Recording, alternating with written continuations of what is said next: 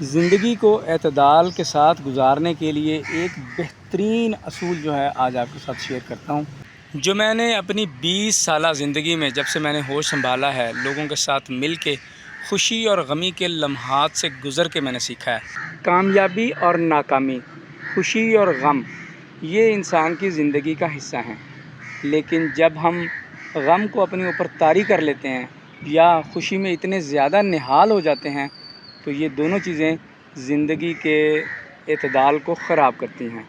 زیادہ غم ہمیں پسماندگی کا شکار کر دیتا ہے یا ہمیں ڈپریشن کا شکار کر دیتا ہے یا ہم اپنے آپ کو دوسروں سے کم سمجھنا شروع کر دیتے ہیں۔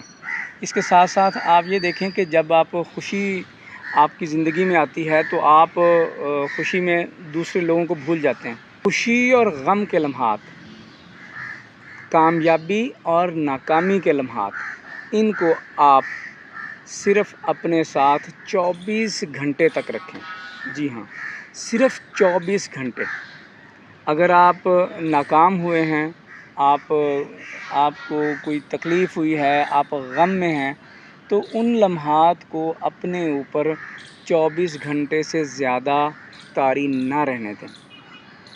اسی طرح جب آپ کامیاب ہوتے ہیں یا آپ خوش ہوتے ہیں یا آپ کسی معاملے میں بہت زیادہ ایکسائٹڈ ہیں تو ان جذبات کو بھی آپ اپنے اوپر 24 گھنٹے تک طاری رکھیں۔ اس کے بعد آپ نارمل لائف کی طرف آئیں تو آپ کی زندگی بہترین گزرے گی۔